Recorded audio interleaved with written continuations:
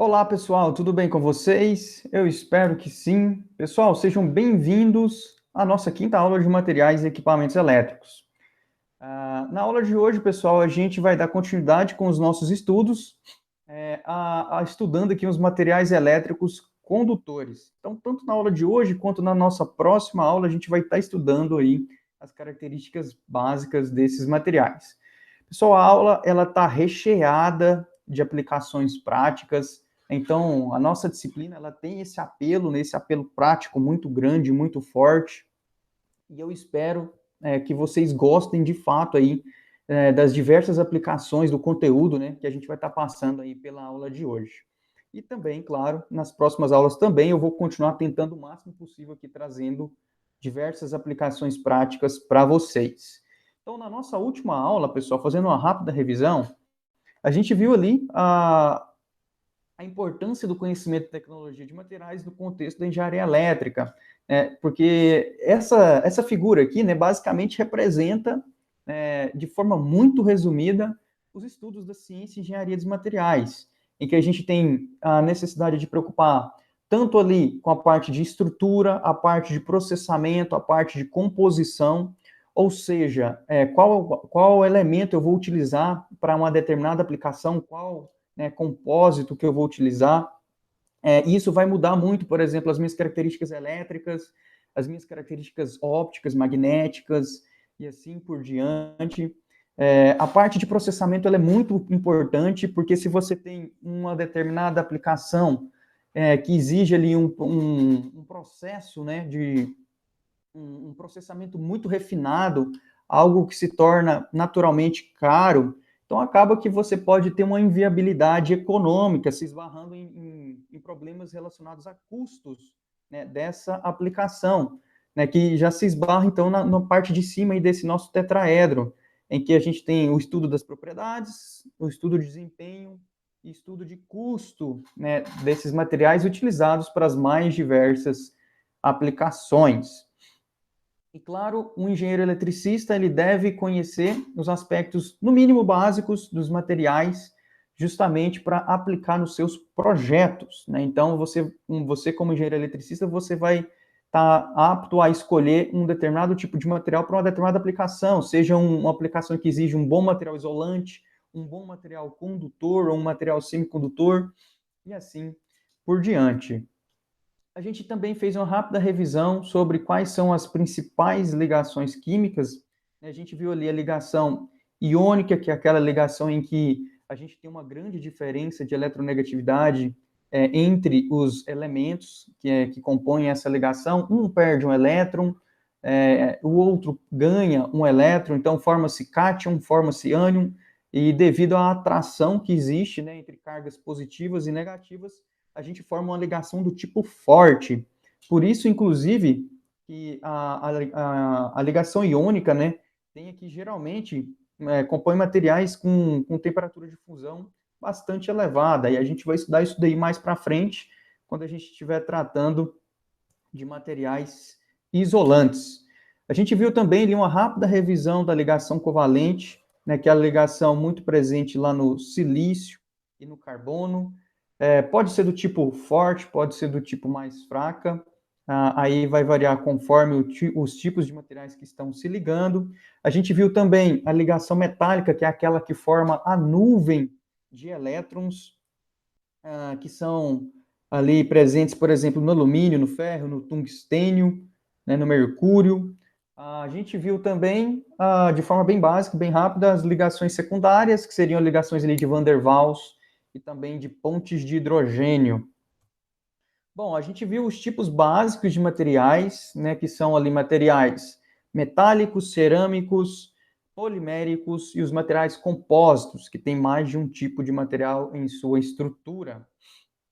Então, conforme as aplicações, a gente vai estar escolhendo basicamente materiais dentro desses grupos básicos aqui, né? Então, aqui é uma classificação de acordo com o tipo de composição do meu material, se ele é metálico, cerâmico, polimérico ou um compósito. Aí também a gente viu lá naquela aula, né, o ensaio de tração e o que ele poderia trazer de características aqui para aplicações na engenharia elétrica. O ensaio de tração, ele revela para mim, basicamente, o gráfico, né, de tensão em função da deformação, né, à medida que eu vou variando a tensão, aumentando a tensão que eu estou aplicando nesse material gradativamente, ele vai se deformando. Alguns materiais vão se deformar muito mais facilmente do que outros, ou seja, vão se alongar, né, muito mais facilmente que outros. E isso vai determinar para mim, né, se esse material ele é um material adequado para ser usado em uma determinada aplicação que envolve tração, né, que envolve ali uma resistência. A gente viu que esse ensaio, ele, caracteristicamente, ele me dá 3 regiões específicas, né? Primeira região é a região de regime elástico, em que a gente tem uma deformação proporcional à tensão aplicada, então a minha deformação ela é proporcional à tensão aplicada, e essa constante de proporcionalidade é justamente o meu módulo de Young, ou seria aqui, no caso, o coeficiente angular da reta, né? Então, e é justamente daí que vem a minha lei de Hooke, né, que fala para mim que a tensão é igual à minha deformação multiplicada pelo módulo de Young. Então, esse aqui seria o regime elástico, né, em que a gente tem essa proporcionalidade, é algo linear. O regime plástico, a gente já não tem mais essa linearidade, ou seja, a minha tensão aplicada, ela não me dá uma mesma variação esperada na minha deformação. Por fim, a gente tem um período de encruamento que termina lá com a fratura do meu material ensaiado. Lembrando que esse teste, né, esse ensaio, ele é um ensaio do tipo destrutivo, em que você não vai poder mais aproveitar o seu material depois do seu ensaio.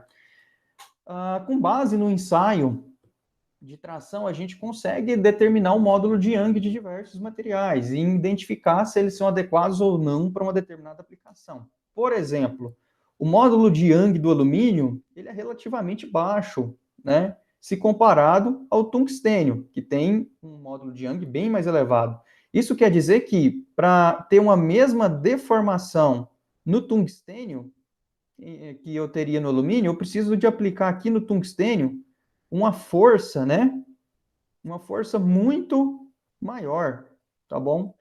Então eu teria que aplicar uma força de tração muito maior, uma tensão muito maior, para ter a mesma deformação no tungstênio em relação ao alumínio.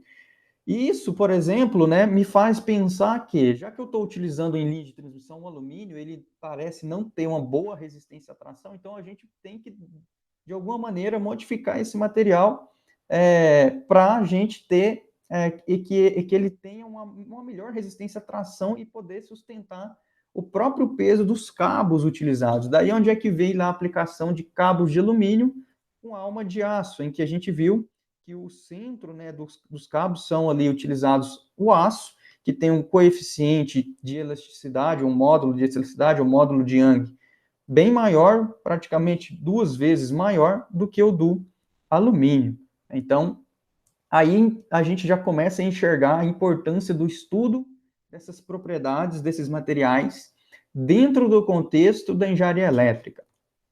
E é justamente daí, então, que surgem os nossos cabos de alumínio com alma de aço que a gente viu lá na nossa aula passada. Bom, na nossa aula de hoje, pessoal, a gente vai, então, continuar o estudo dos materiais, mais especificamente tratar sobre os materiais elétricos condutores. Na aula passada a gente fez uma introdução aos materiais, então hoje a gente começa a estudar os materiais elétricos condutores. Parte 1, na aula de hoje, que a gente vai continuar na nossa próxima aula e finalizar com a parte 2 também na nossa próxima aula. Então, na aula de hoje a gente vai ver algumas definições básicas dos materiais condutores, conceitos de resistividade e ver algumas aplicações aqui também no contexto da engenharia elétrica. Nossas questões chaves para a aula de hoje são exatamente essas 5 aqui. Então, a gente vai começar falando a definição de um condutor, mas, assim, afinal de contas, né, o que é um condutor elétrico? Quais são as propriedades de um bom condutor de eletricidade? O que é a resistência de contato, né? E como que a gente pode melhorar as nossas conexões elétricas?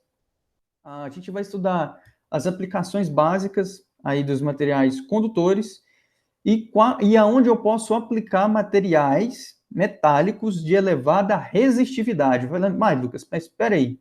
A gente está estudando aqui, a gente não quer que nosso material condutor seja o melhor condutor possível? Sim, existem as aplicações dos materiais excelentes condutores de eletricidade, mas aqueles que não são tão bons condutores, né, a gente vai ver que eles também têm a sua relevância, têm sua importância, e a gente vai estudar aqui na aula de hoje eles também. Bom, então começando aqui com a definição básica de um condutor, tudo isso, pessoal, todas essas definições, a gente pode encontrar normas que regem, né, e definem para a gente o que são essas denominações. Então, lá na NBR 5471, ela define o que é um condutor elétrico, né? Então, ela fala para a gente que, primeiro, é um produto metálico. Se é um produto metálico, a gente já define bem a nossa área, o nosso elemento, né? O componente principal é um componente metálico de seção transversal invariável. Então, a primeira coisa que a gente tem que ver aqui também é o que é uma seção transversal, né? Então, a seção transversal, se eu tenho um condutor elétrico, por exemplo, um cabo, ele tem uma determinada seção transversal. A seção transversal é como se eu tivesse aqui um corte nesse material, então eu vou fazer um corte nele e olhar ele de cima, como se eu fizesse um corte na minha caneta, olhasse ela de cima. E a hora que a gente olhar de cima, a gente vai ver uma determinada área aqui, ó. E essa área é justamente a área de seção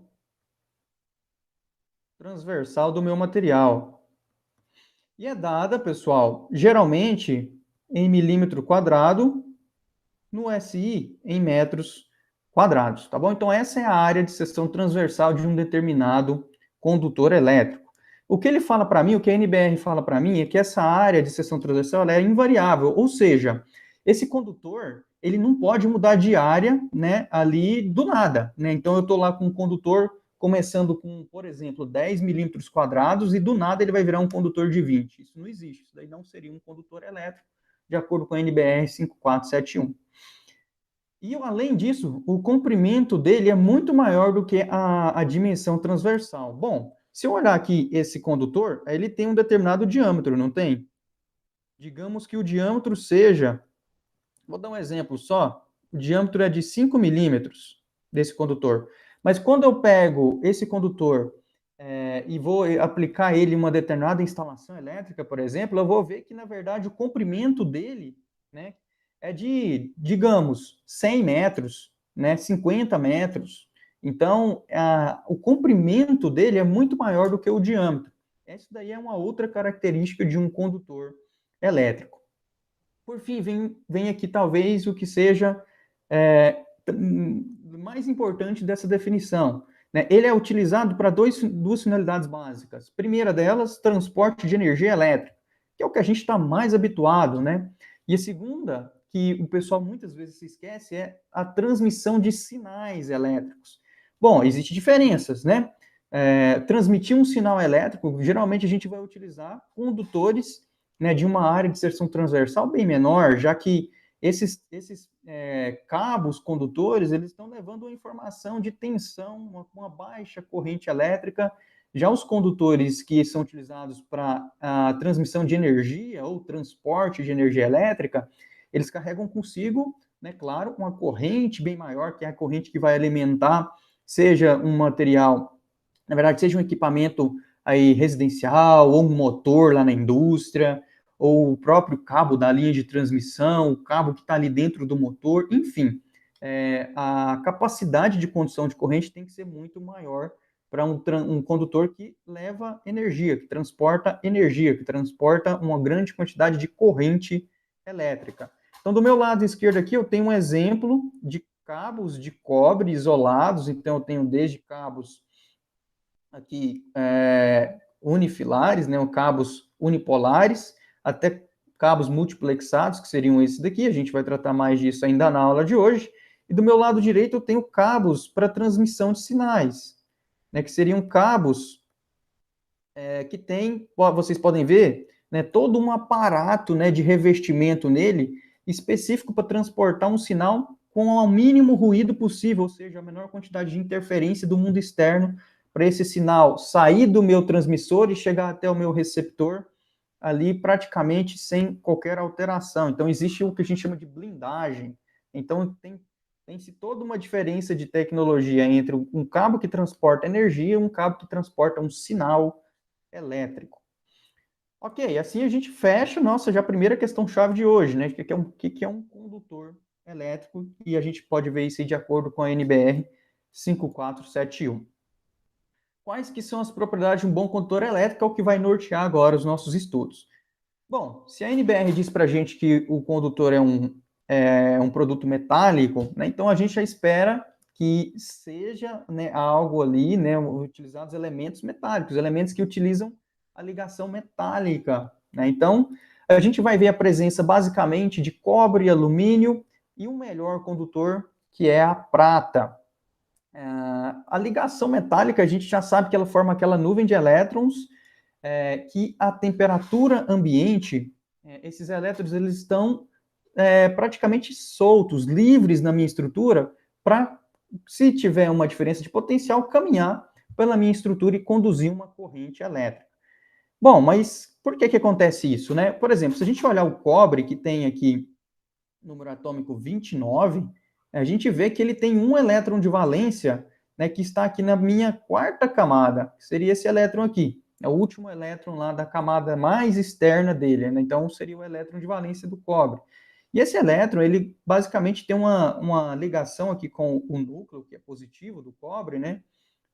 Ele tem uma atratividade relativamente baixa, de forma que a temperatura ambiente, esse elétron, ele consegue se desprender aqui dessa atração com o núcleo e está livre a movimentar pela nossa estrutura. No alumínio, né, com o número atômico aqui 13, a gente já tem uma proximidade maior dos elétrons de valência, que são 3, com o nosso núcleo positivo. Então, espero que a concentração de elétrons livres no alumínio, para uma dada temperatura, seja menor do que no cobre. E isso a gente vai ver que vai ser decisivo para uma determinada característica desses materiais condutores, que é a resistividade ou condutividade desses materiais. A prata, que já tem número atômico 47, ela tem aqui ó, o elétron, um elétron de valência, né, que está aqui presente na minha quinta camada. Então, esse elétron ele está ligado ao núcleo de forma mais fraca ainda em relação ao cobre, por exemplo. Então, quer dizer que a mesma temperatura que tiver ali a prata e o cobre, eu espero que a prata tenha mais elétrons livres aptos a carregar uma corrente elétrica consigo, né, em relação ao cobre. Lucas, eu não estou entendendo muito bem isso, de onde que vem toda essa parte de elétrons livres e elétrons poder se movimentar ou não pelo meu material? Isso vem, pessoal, lá do conceito de bandas de energia. O conceito de bandas de energia, ele fala para mim que tem níveis específicos de energia no meu material. Existe o nível chamado nível da banda de valência, e existe o nível chamado da banda de condução, que é um nível de energia maior. E entre a banda de valência e a banda de condução, existe uma banda chamada banda proibida. Banda proibida. Os elétrons só estão aptos a carregar uma corrente elétrica, se movimentar pelo meu material, quando eles estão aqui na minha banda de condução. Elétrons da banda de valência, eles ainda estão conectados ao núcleo do meu elemento que eu estou utilizando e não estão aptos a conduzir uma corrente elétrica. Bom, a gente já pode deduzir que nos materiais em que a gente tem uma banda proibida maior, né, é mais difícil de um elétron sair da minha banda de valência e ir para a minha banda de condução. Já em materiais que eu tenho uma proximidade maior entre a banda de condução e a banda de valência, que nem é o caso dos materiais condutores, a gente tem uma facilidade muito grande de elétrons ir da minha banda de valência para a banda de condução. Na verdade, pessoal, nos materiais condutores, essas duas bandas, a banda de valência e a banda de condução, elas estão sobrepostas. Isso quer dizer que a temperatura ambiente, esses elétrons que estão ali na camada de valência do meu material, a maioria deles tem energia suficiente. Essa energia, ela vem de uma energia térmica que provoca aí um aumento da minha energia cinética, movimentação dos elétrons, e fazem com que eles saltem da banda de valência para a banda de condução, vindo aqui para um nível energético maior. E a hora que eles estão na banda de condução, estão aptos, né, a se movimentar pelo meu material. No caso aqui, um material metálico como o cobre, como a prata, como o alumínio, e assim, né, sucessivamente, materiais bons condutores de eletricidade. Materiais isolantes, obviamente, vão ter uma banda proibida, né, ou, em outras palavras, a banda de condução e a banda de valência muito afastadas. Materiais semicondutores vai ser algo intermediário.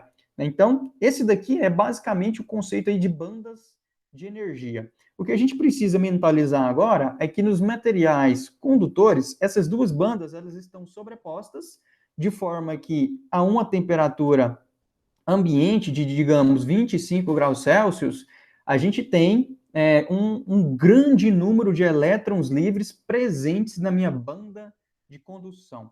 E isso vai fazer com que esses materiais conduzam a corrente elétrica de forma muito fácil. Ok. Já falando de corrente elétrica, né, a gente já sabe, desde lá da física do ensino médio, que corrente é um fluxo que a gente chama ordenado de elétrons, né, passando, percorrendo o meu material.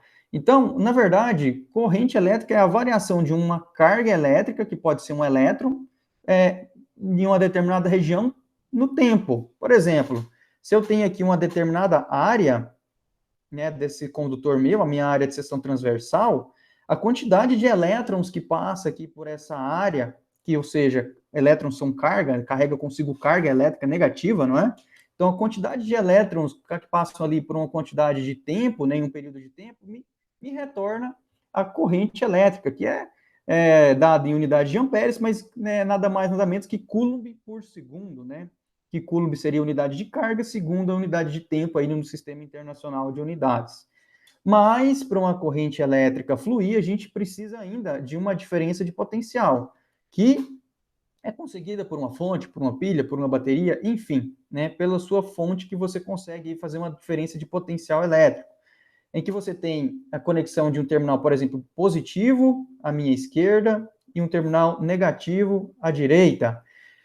Os elétrons que estão ali livres no meu material condutor de eletricidade, obviamente, eles vão se sentir muito atraídos pelo polo positivo da sua fonte. Então, por isso que os elétrons, vejam vocês, eles estão aqui fluindo para a minha esquerda, enquanto, ao mesmo tempo, eles vão se sentir muito repelidos pelo terminal negativo, né, que está aqui à minha direita.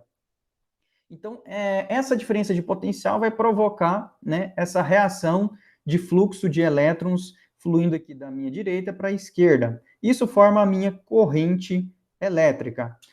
A corrente elétrica, então, pessoal, aqui já vem uma definição básica. A corrente elétrica chamada real, ela é dada pelo fluxo de elétrons, que seria aqui, no caso, a corrente elétrica real indo no mesmo sentido dos elétrons, então para a minha esquerda. Essa seria a corrente elétrica real. Mas lá no início dos estudos, o pessoal achava o contrário, achava que a minha corrente ela era um fluxo aí de cargas positivas, então iria ali do mais para o menos da minha bateria, da minha fonte. Então, o fluxo convencional, né, que a gente tem de cargas, né, é o fluxo, na verdade, aqui seria o fluxo de cargas positivas, ou prótons, né? Então, a minha corrente convencional, na verdade, ela vai para a direita. Então, essa aqui seria a minha corrente convencional, um fluxo contrário ao fluxo dos elétrons. Ok, mas é o seguinte, será que esses elétrons, será que eles percorrem o meu material de forma igual em qualquer material, seja na prata, no cobre, no ouro, no alumínio? Será que eles têm a mesma facilidade de se movimentar, de se deslocar pelo meu material em todos esses materiais metálicos? E a verdade é que não. A verdade é que alguns materiais, eles vão ter ali uma característica, né, de se opor a esse movimento de forma mais acentuada do que em outros. E Isso advém de um fato muito importante, que a corrente elétrica, pessoal, na verdade, ela não é igual está sendo mostrada nessa animação aqui. Toda retinha, toda retilínea, ela não é assim. Na verdade, os elétrons, ao se movimentarem, eles se chocam com a minha estrutura do meu material, eles se chocam com outros elétrons, né? Então, na verdade, o caminho do elétron não é um caminho retinho que nem está aqui. O caminho do elétron, ele pode começar, vir retinho, mas depois ele bate, volta um pouco, vai mais um pouquinho devido à repulsão do terminal negativo, sobe, depois ele pode descer. Então, ele vai fazendo, na verdade, um caminho tortuoso. Em alguns materiais, esse caminho ele pode ser mais tortuoso do que em outros. E é isso, exatamente esse fato, essa movimentação não retilínea, essa movimentação com mais dificuldade, com mais obstáculo, é que me dá a característica de resistividade elétrica de um material. Bom, pessoal, então, da resistividade, que é justamente essa a dificuldade dos elétrons em se movimentar pelo meu material, né, da resistividade aliada às características físicas do meu material que eu estou utilizando ali, aquele condutor elétrico, eu vou conseguir, então, calcular a minha resistência elétrica. Então, vejam vocês que resistência e resistividade são coisas diferentes, né? A resistência elétrica, depende das características físicas do meu material. Quais características físicas? Ela depende do comprimento, ela depende também da minha área de seção transversal, além de uma característica inerente ao meu material, que é a resistividade. A resistividade, ela é dada em ohms vezes metro, né? No Sistema Internacional de Unidades, então eu vou utilizar aqui o meu comprimento em metros e a minha área em metros quadrados. Então, assim eu vou conseguir calcular a minha resistência elétrica, que é justamente aquela resistência que eu vou utilizar, por exemplo, na lei de Ohm, né? Que V é igual a RI, ou quando eu vou calcular potência, PR vezes I ao quadrado, e assim por diante. Essa mesma resistência elétrica. E ela pode ser tanto elevada, uma resistência elevada, ou uma resistência baixa, né, nos meus condutores. Se o meu condutor tiver uma resistência elevada, quer dizer que ele provavelmente não vai ser um bom condutor de eletricidade. Quer dizer, então, que eu vou utilizar ele para aplicações específicas, que seriam, por exemplo, aplicações de aquecimento, aplicação de calefação, aplicação como resistência elétrica, né? Então, não é que eles não serão utilizados, eles vão ser utilizados para uma aplicação específica que envolve justamente essa característica de uma resistência mais alta. Já os materiais que apresentam uma resistência muito baixa, que advém também de uma resistividade baixa, esses sim serão materiais que serão utilizados como condutores, como é, por exemplo, o caso do cobre, o caso do alumínio, e em alguns casos muito específicos, né, contatos elétricos ali, pode ser de ouro ou de prata, e específicos, porque a gente já sabe que esses materiais são materiais bem mais caros do que o cobre, do que o alumínio. Bom, justamente porque o pessoal faz muita confusão entre resistência e resistividade, eu trago aqui para vocês esse gráfico, né, esse infográfico, para a gente tentar separar essas duas coisas. Primeira coisa, resistência é uma característica que depende ali dos aspectos físicos daquele condutor. Então, ele depende da área, ele depende do comprimento desse condutor e depende também da resistividade. E é justamente a resistência elétrica que é o que você mede lá com o ohmímetro. Então, você pega lá o ohmímetro, mede a resistência de um resistor ou de um cabo, enfim, daquele material que você está ali naquele momento, e o ohmímetro vai te dar a resistência elétrica, ele não te dá a resistividade. A resistividade, por sua vez, pessoal, é algo intrínseco a um determinado elemento. Não depende das características físicas, né? Então, é algo intrínseco àquele elemento. E você não vai conseguir medir essa resistividade com o seu ohmímetro. Você vai precisar de fazer ensaios laboratoriais para determinar a resistividade do seu material. Então, é bom a gente tentar separar resistência elétrica de resistividade elétrica para tentar evitar essa confusão. Aqui eu trago alguns exemplos de materiais e suas resistividades. A prata ela tem uma resistividade muito baixa. Vejam vocês que eu estou aqui com, né, uma potência de 10 elevado a menos 8, então ela tem uma resistência, uma resistividade muito baixa, é o nosso melhor condutor, né, que a gente conhece. O cobre já é o segundo melhor condutor, né? Vejam vocês que está aqui bem próximo, né? Também com a potência de 10 elevado a menos 8, e assim por diante. É claro que a prata, devido ao custo, né? Como é um elemento bem mais raro de ser encontrado, né, a prata tem um custo muito mais elevado que o cobre. Isso faz do cobre ser o material condutor um dos mais utilizados nas nossas aplicações práticas. O alumínio vem logo em seguida também. Bom, a gente tem as ligas, né, de, por exemplo, latão, níquel, cromo, muito utilizado também. Vejam vocês que aqui, ó, eu já tenho uma resistividade, né, bastante mais elevada, por exemplo, na liga de níquel, cromo, em relação ao cobre, né, então a gente tem aqui uma relação de 110 para 1,7. Então, quer dizer que, provavelmente, esse material de níquel cromo ele vai ser utilizado para aplicações em que eu tenho uma resistividade, ou necessidade de uma resistividade maior. Já o cobre ele vai ser utilizado em aplicações de resistividade menor, ou seja, cobre, um bom condutor. Eu vou utilizar ele para uma aplicação de condução de eletricidade.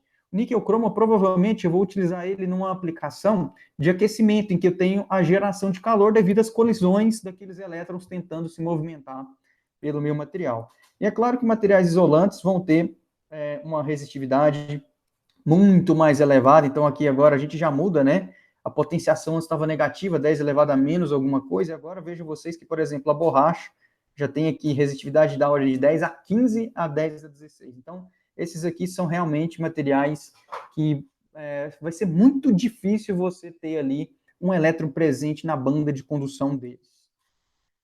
A gente pode tratar de forma alternativa à resistividade, a gente pode tratar de condutividade. Na verdade, um é inverso do outro, né? E a minha condutividade elétrica, essa letrinha sigma aqui, né?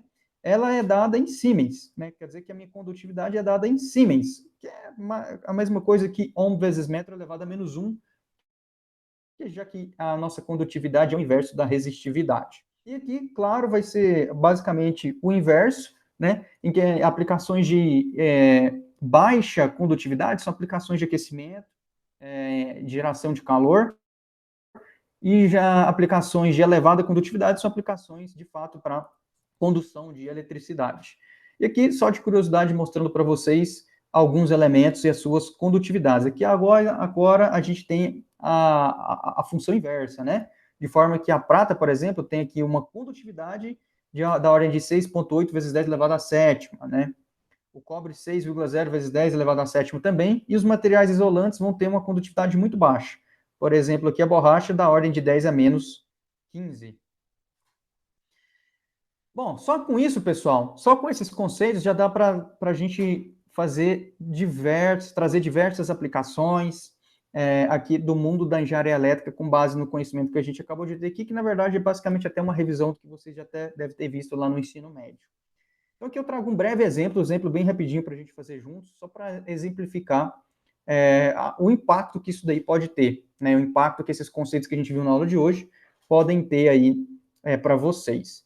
Então, nesse exemplo, ele traz o seguinte, ele fala para a gente que uma fiação ela é feita com um cabo de resistividade igual a 2,92 vezes 10 a menos 8 ohm vezes metro. Então, veja que ele está usando aqui o Sistema Internacional de Unidades, né?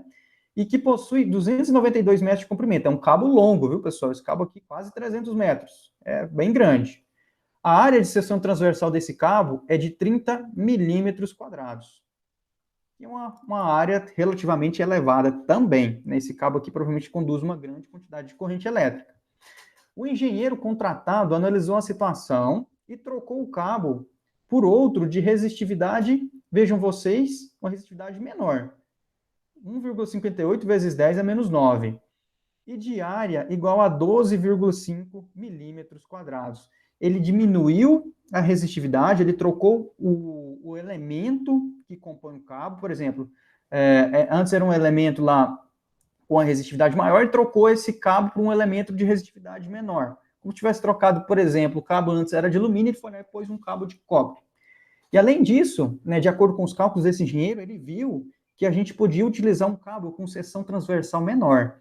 Vejam vocês que um cabo de seção transversal menor eu economizo material, né? Então, pode ser uma baita, uma vantagem, né, se a gente tiver a possibilidade aqui desse cabo novo continuar conduzindo a mesma corrente que conduzia antes.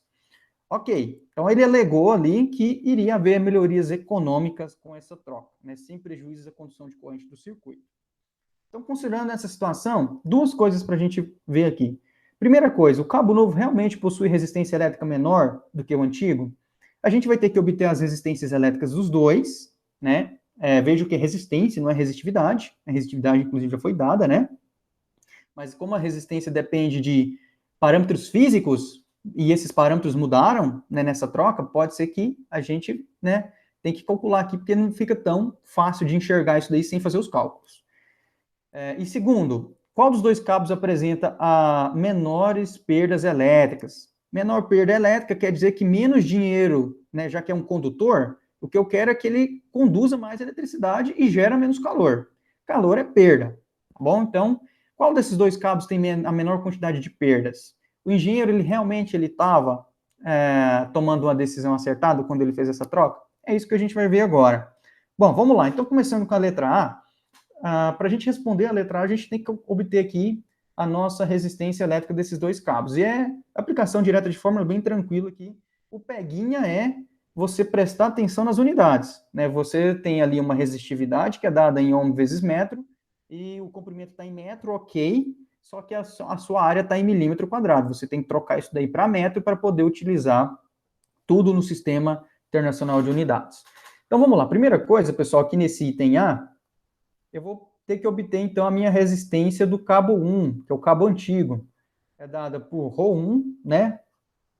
L1 sobre a área desse cabo antigo. Então, tudo os subscritos 1 para indicar aqui que a gente está tratando do cabo antigo. Como eu disse, a primeira coisa aqui que a gente vai ter que ver nessa fórmula é que a área está em milímetros quadrados.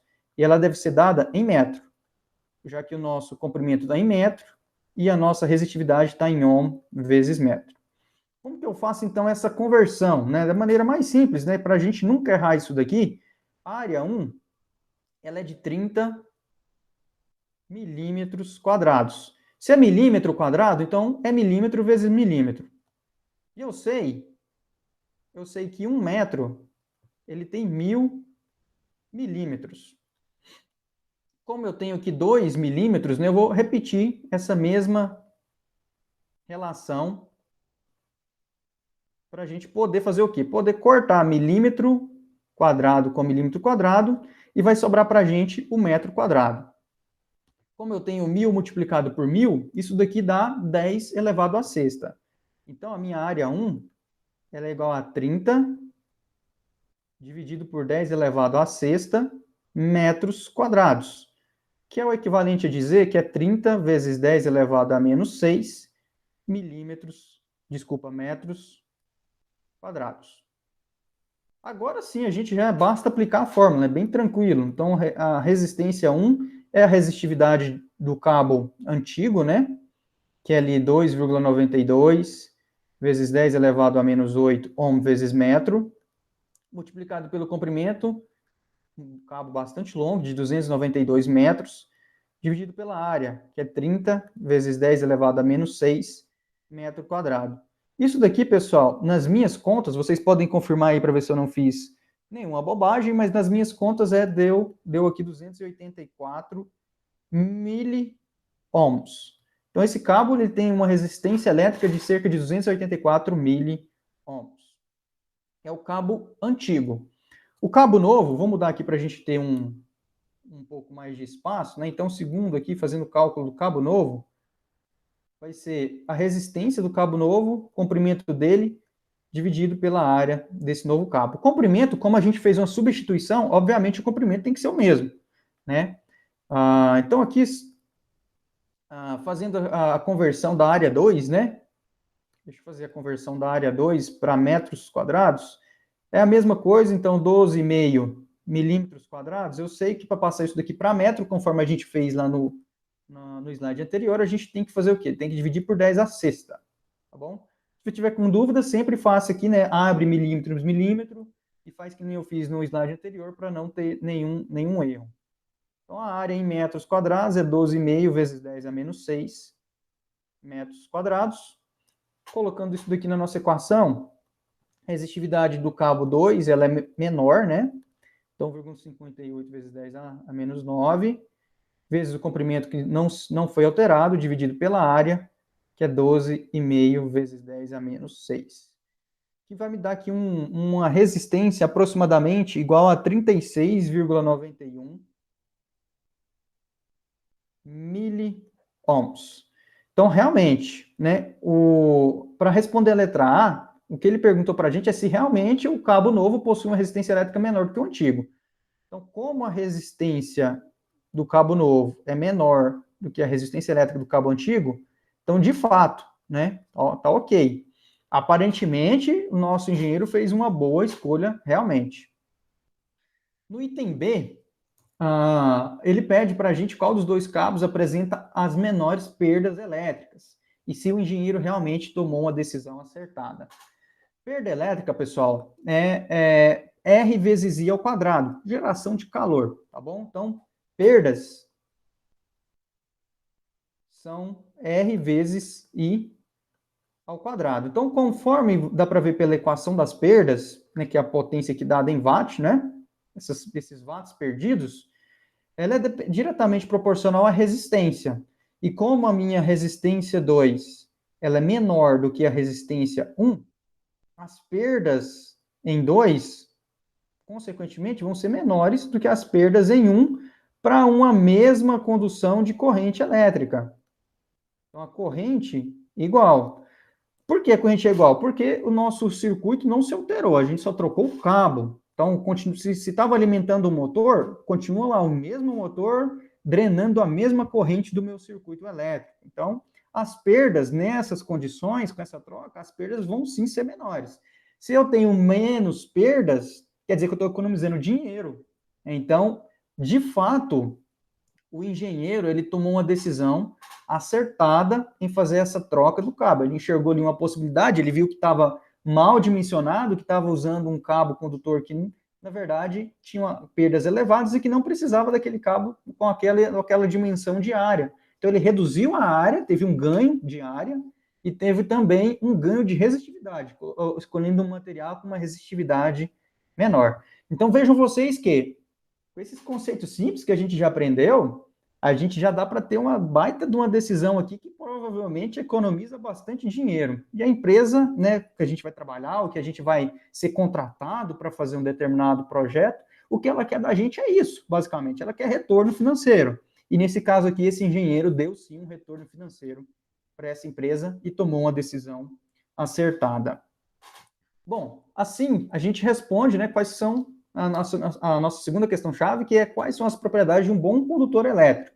Se a gente quer um bom condutor elétrico, a gente está escolhendo um material que uma resistividade muito baixa, né, ou de forma alternativa com a condutividade muito elevada.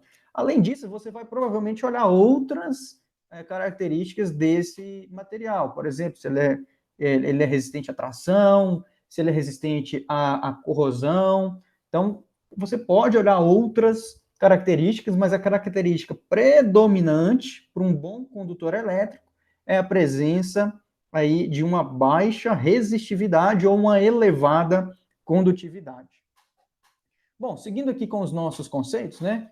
Logo em seguida, vamos trabalhar aqui com resistência de contato. O que é isso, né? E como que eu consigo um contato melhor dos nossos condutores elétricos?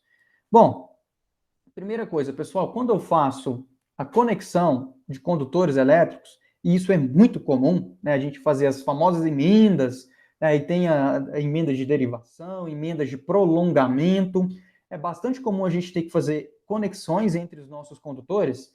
Acontece que essa conexão ela nunca é perfeita, ela nunca traz para mim um contato elétrico perfeito.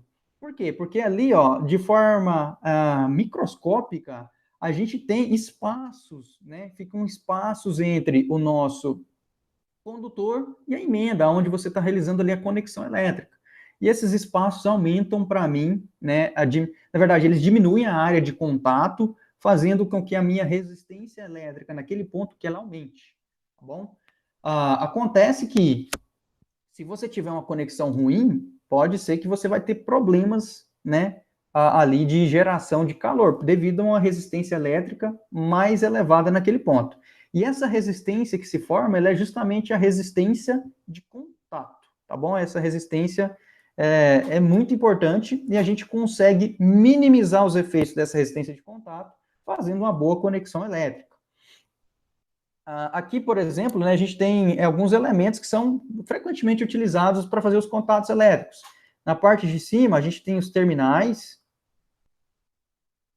elétricos, então a gente tem terminal tipo olhar, terminal tipo garfo, diversos outros aqui tipos de terminais que são frequentemente utilizados em quadros elétricos, onde você vai fazer a conexão do seu cabo com um determinado barramento, por exemplo. E aqui de baixo a gente tem justamente a conexão do tipo parafuso, né? Em que a gente tem o aperto do nosso condutor com a barra de cobre, que poderia ser o barramento lá de um quadro elétrico. Então vocês veem que a gente tem essa parte onde eu faço aqui a conexão com o quadro, e a gente tem uma parte isoladora, que faz a isolação da minha barra de cobre condutora, né? Com o meu quadro elétrico. E aqui é onde é que eu faço o meu contato dos meus cabos, né, com esse quadro elétrico, né, via ali parafuso. Essa resistência, né, ela é dependente de diversos fatores, pessoal. Pressão do contato, a composição, a forma, seção, sentido, intensidade de corrente, umidade. Então, diversos fatores podem influenciar essa resistência de contato, tornando ela maior ou menor. E quando a gente não tem um bom contato elétrico, o que pode acontecer é exatamente o que está mostrado aqui, né? Então, a gente pode ter uma temperatura elevada que venha danificar seus elementos de proteção, conforme aqui, por exemplo, ela é disjuntores, né? Um tripolar e um bipolar, em que você teve um contato elétrico mal feito e você teve aumento de temperatura naquele local, vindo aqui a causar, danificar os meus elementos protetores do circuito.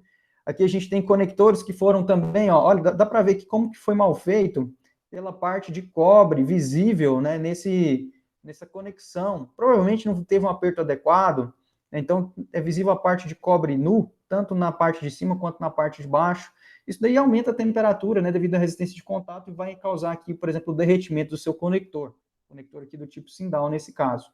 De forma preventiva, você consegue identificar os chamados pontos quentes, que é onde você tem ali um contato elétrico mal feito.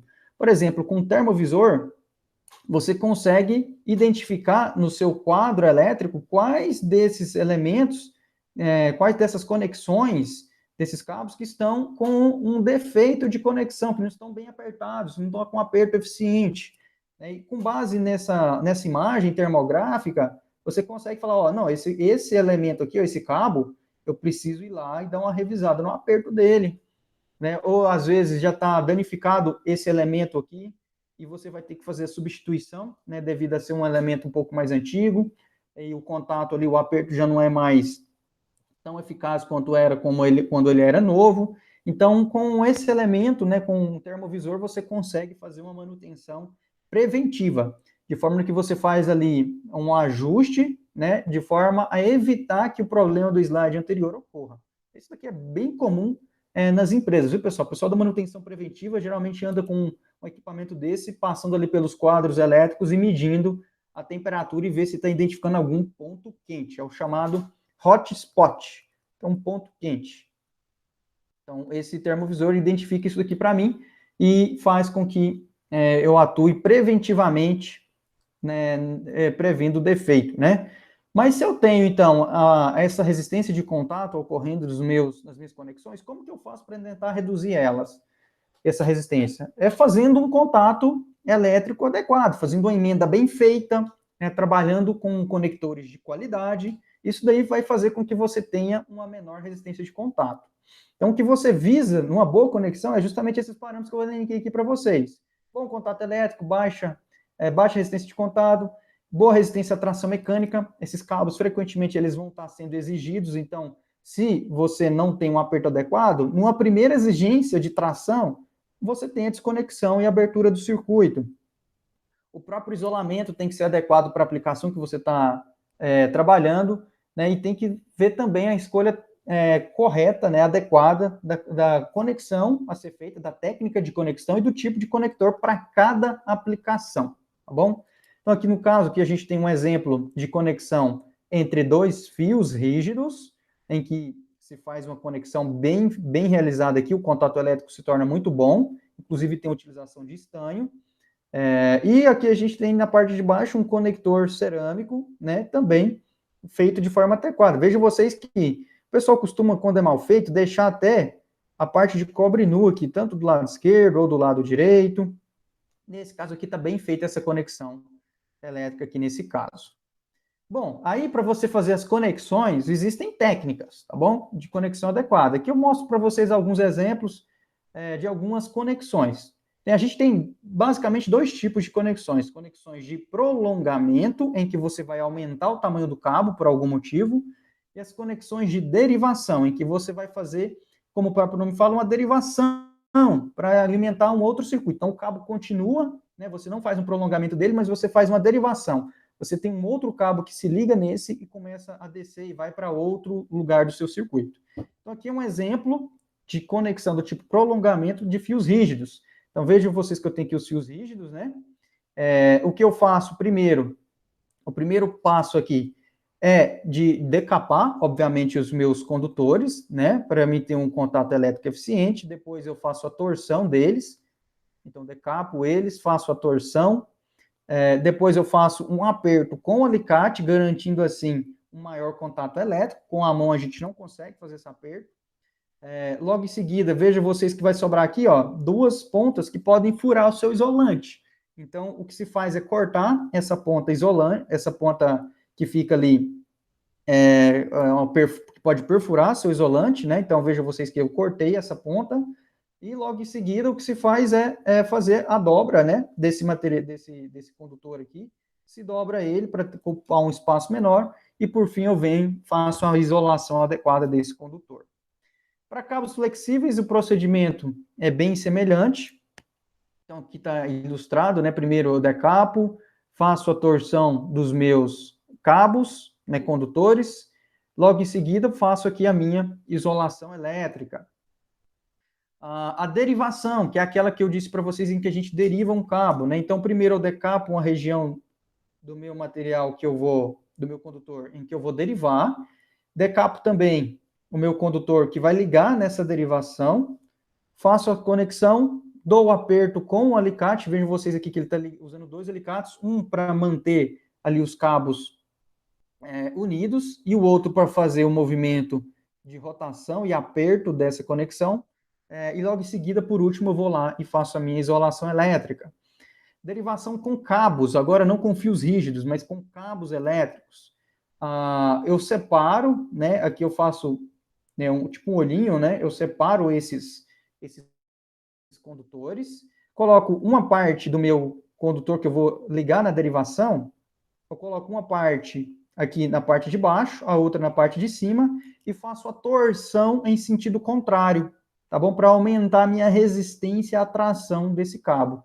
Feita essa torção em sentidos contrários, eu venho então, passo o meu isolante, e assim eu posso ficar mais tranquilo que a minha conexão foi realizada de forma adequada e bem feita. Alguns conectores, né, eu trago aqui exemplos, existem vários conectores no mercado, viu, pessoal? Eu trago só os exemplos de alguns que a gente vê comumente, né, e aqui a gente não precisa de fazer ali uma conexão mais decapando o meu material como um todo ali, né, naquela parte, uma grande parte, retirando a isolação dele. Aqui eu faço, no caso, né, apenas decapo a parte, ali uma pequena parte da ponta do meu condutor, de forma a ter um encaixe aqui nos meus conectores. Esse aqui é um conector de cerâmica, né, bastante prático, fica muito mais prático fazer conexões utilizando esses conectores do que as conexões que eu acabei de mostrar para vocês. Então, conector de cerâmico, conector do tipo Sindal, tem que ter cuidado com esses conectores tipo Sindal para respeitar, com todos eles, na verdade, mas esse aqui ainda mais, porque como ele é plástico, ele tem uma baixa resistência à temperatura, né? Então, se você superar o limite, ele vai facilmente derreter aqui, conforme a gente viu lá nas imagens aí anteriores.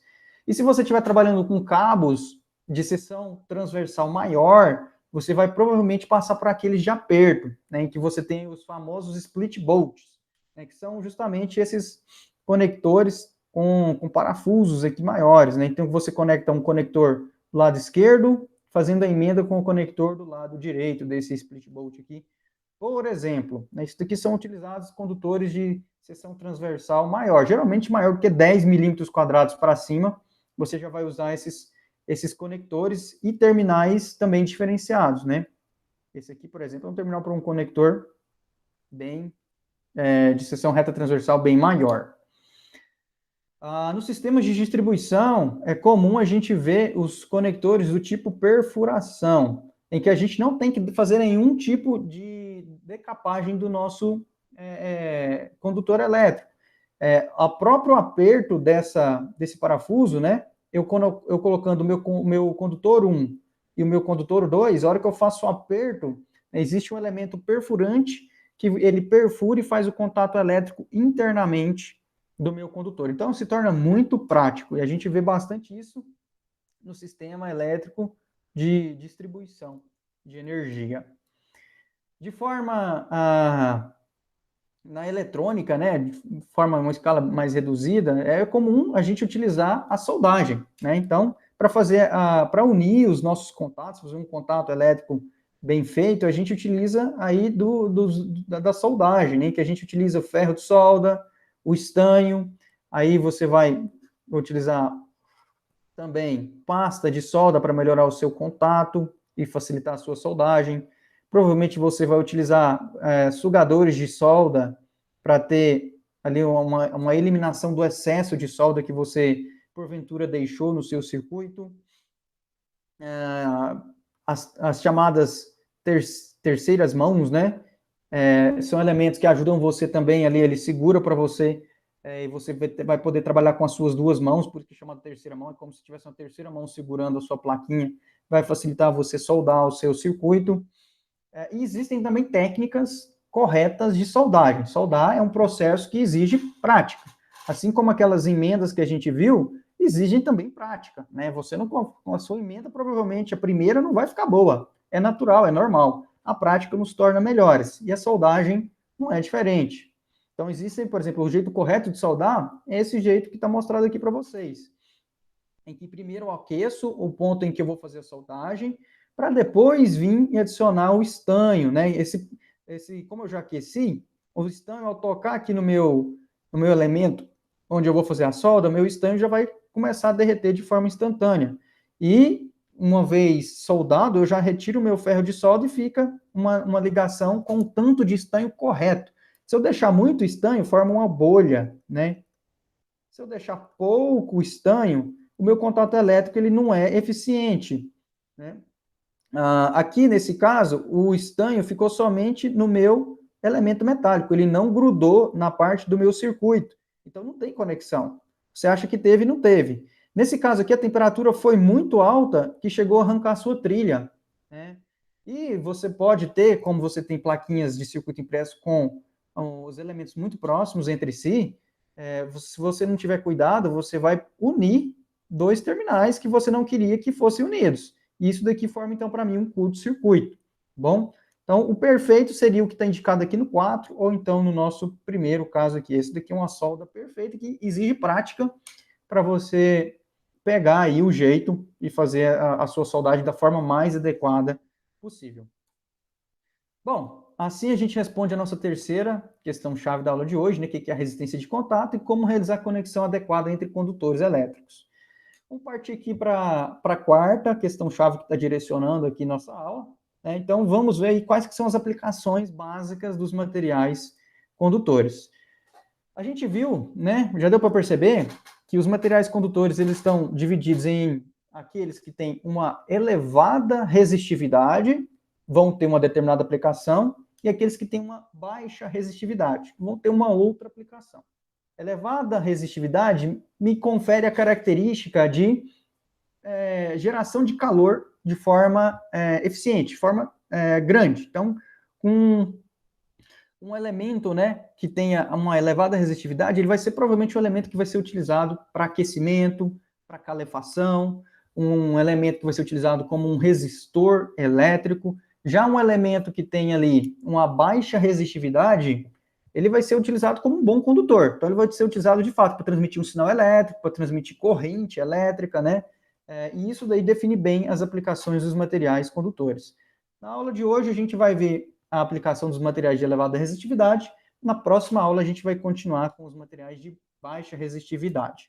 Então, materiais aqui com elevada resistividade, conforme a gente viu, a gente tem a possibilidade de aplicá-los como elementos geradores de calor, né, para aquecimento. Aí, para aquecimento, você pode pensar, seja aquecimento de água, ou inclusive derretimento de materiais, e aí você pode ver a aplicação que você quiser e que precisa dessa geração de calor, geração de temperatura mais elevadas. O que se precisa nesses elementos, né? A gente precisa de boa estabilidade térmica, ou seja, as características elétricas desse material, elas devem se manter basicamente as mesmas em temperaturas mais elevadas. E conforme a gente vai ver na próxima aula, a temperatura ela pode sim afetar as minhas características elétricas dos materiais. Então, eu preciso de uma boa estabilidade térmica, né, desses materiais. Claro que tem que ter ponto de fusão mais alto. Se eu vou gerar calor, então eu preciso de um ponto de fusão mais elevado. Resistência à corrosão, porque muitas vezes isso daqui está em ambientes que tem ali água, né, então vai estar sujeito à corrosão, às vezes ambientes abrasivos. Então, são materiais, são ligas metálicas que têm que ser pensadas para atuar em ambientes com condições de uso bastante severas. Bom, então, já se pensa nesses materiais, na concepção deles, em todo o seu processo, a escolha dos elementos, né? Então, já se pensa que eles vão estar aptos, tem que estar aptos a operar em ambientes com condições de operação severas.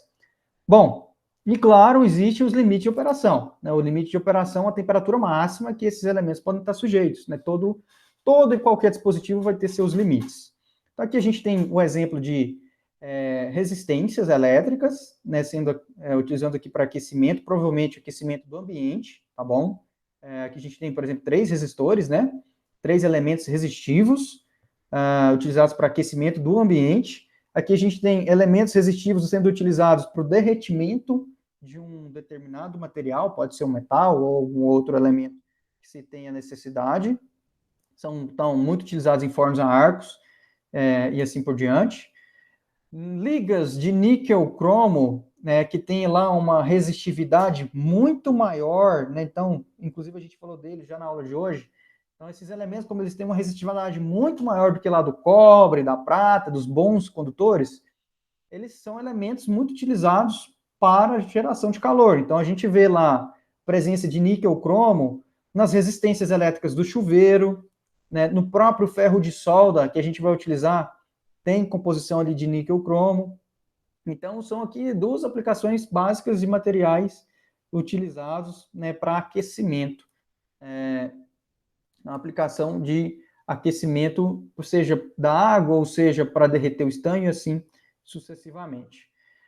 Você vai poder utilizar esses elementos como resistores elétricos, e aí se utiliza bastante o carvão, né, que tem em sua composição basicamente carbono, que é um material que tem uma resistência elétrica elevada. Então, por exemplo, os nossos resistores, que a gente já inclusive trabalhou aqui na nossa disciplina, eles têm um interior formado de carvão. Então, aqui é basicamente carvão. A gente tem uma estrutura externa, um revestimento que é feito uma resina, né? E a gente tem também os terminais metálicos, provavelmente a maioria das vezes em alumínio, para a gente fazer o nosso contato do resistor com o circuito. Obviamente, as características desses resistores todos vão ter ali uma potência máxima que ele pode dissipar, né? Geralmente, esses resistores aqui pequenos são resistores de 1/4 de watt, ou 0,25 watts. Então, lá, ó, aquela famosa equação do PR vezes I quadrado, né? Com base nisso, sabendo a resistência e sabendo a potência máxima que esse resistor pode dissipar, eu calculo a máxima corrente que eu posso passar por esse dispositivo. Se eu passar uma corrente maior do que a prevista, né, pelo fabricante, vai acontecer isso daqui. Seu resistor, primeiro ele vai ficar incandescente e depois ele vai derreter, né, devido ali a uma alta temperatura, e esse elemento não foi preparado para suportar essa alta temperatura. Os potenciômetros também é uma outra aplicação, a gente sabe, a gente já estudou aí na nossa disciplina, internamente existe uma trilha de carvão, em que o nosso eixo ele desliza sobre essa trilha de carvão. Então, essa aqui seria a minha trilha de carvão. E conforme o meu eixo desliza, né, esse ponto ele desliza pela nossa trilha, eu tenho uma resistência variável. Então, quanto mais para a esquerda aqui, utilizando o terminal 1 e o terminal 2, né, que seria o meu ponteiro, então, utilizando o terminal 1 e o terminal 2, quanto mais para a esquerda, menor é a minha resistência. Quanto mais para a direita nessa trilha, maior a resistência. Se eu quiser resistência total, eu pego os terminais 1 e 3, eu tenho assim, passando toda a minha corrente pela trilha inteira, né, do carvão, e eu tenho assim a minha máxima resistência desse potenciômetro. Existem resistores por os fins de medição, e aí são resistores especiais, mais caros, mas nem tão caros assim, mas são mais caros que os convencionais. Eles têm uma tolerância muito mais reduzida. Geralmente, aqueles resistores que a gente trabalha são tolerância de 5%. Então, o valor pode variar 5% para mais ou para menos. E eles também não têm uma boa estabilidade térmica. Esses resistores já de medição, eles têm uma tolerância menor do que 1%. Então, chega até 0,25%, tolerância bem baixinha. São elementos que têm ali, em sua composição, uma estabilidade térmica melhor e também ausência, na verdade, do que a gente chama de indutâncias parasitas ou outros elementos parasitas que comprometem a minha medição. Então, esses elementos de medição eles são construídos para fins específicos de medição elétrica, bastante utilizados também em áudio, em redução de ruído, em diversas aplicações de instrumentação também. Bom, assim a gente fecha duas questões chaves de uma única vez, né? A gente vê ali, basicamente, quais são as aplicações dos materiais condutores. Então, elevada resistividade, baixa resistividade, são os dois grupos básicos. Cada um desses grupos tem as suas explicações específicas, seja lá para aquecimento, nos materiais de elevada resistividade ou resistência elétrica, e os materiais de baixa resistividade para condução de eletricidade ou de sinais elétricos, que é o que a gente vai ver na nossa próxima aula. E, por fim, a gente viu também onde a gente pode aplicar essas ligas metálicas com elevada resistividade elétrica. A gente viu aí que vai ser aplicado, por exemplo, ligas de níquel-cromo para fabricação de resistências para chuveiro elétrico, ou para ferro de solda, fornos a arco, né? Enfim, aonde você tiver necessidade de um material que tenha uma estabilidade térmica legal, que você tenha uma resistividade considerável e a geração de calor, né, com ponto de fusão elevado, você vai estar podendo aplicar aí as suas ligas metálicas. Bom, pessoal, como referências aí para a aula de hoje, vocês podem dar uma olhada no livro Materiais Elétricos, que está presente lá na nossa biblioteca virtual. Vocês podem também estar consultando o Callister, né, que é Ciência e Engenharia de Materiais, e existem diversos conteúdos também aí na internet que vocês podem estar consultando. Sempre busquem conteúdos de qualidade, geralmente conteúdos que vêm aí de universidade, de institutos federais, são conteúdos de excelente qualidade que vocês podem estar consultando para estar estudando aí os conceitos tanto dessa aula quanto de todas as nossas aulas da nossa disciplina. Eu agradeço a presença virtual de vocês e a gente se encontra, né, na nossa próxima aula. Tudo de bom, pessoal, e até a próxima.